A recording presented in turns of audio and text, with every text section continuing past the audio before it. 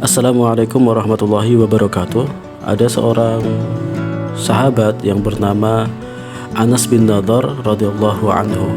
Adalah seorang sahabat Nabi, baginda Nabi Muhammad SAW, yang tidak bisa menyertai perang Badar.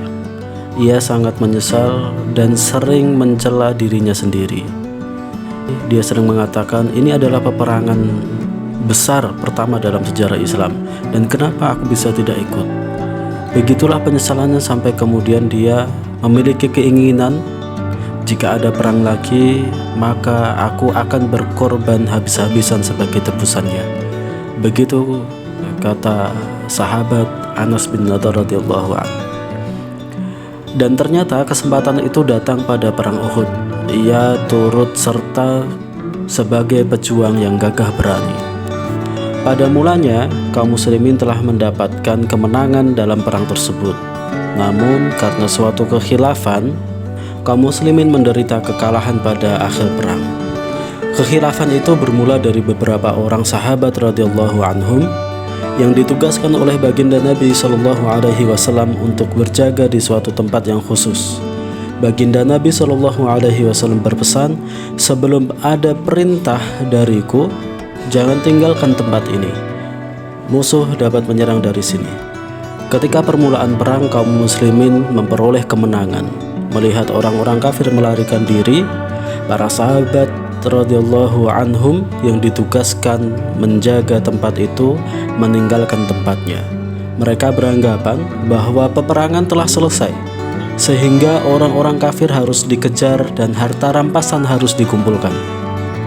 Sebenarnya pimpinan pasukan penjaga ini sudah melarang dan mengingatkan pesan baginda Nabi SAW, kalian jangan meninggalkan tempat ini, kata pimpinan perang. Akan tetapi mereka menduga perintah baginda Nabi SAW itu hanya berlaku ketika perang berlangsung. Oleh karena itu mereka pun turun dari sana. Saat itulah pasukan kafir yang sedang melarikan diri melihat tempat itu telah kosong.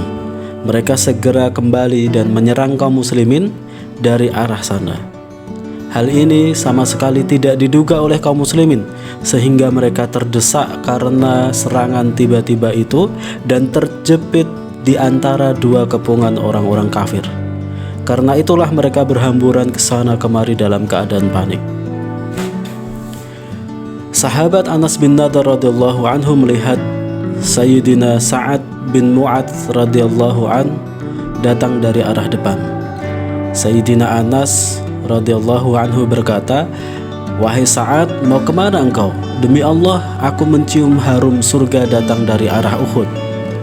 Setelah berkata demikian, ia mengacungkan pedang di tangannya dan merangsek ke tengah kaum kafir dengan bertekad tidak akan kembali sebelum syahid.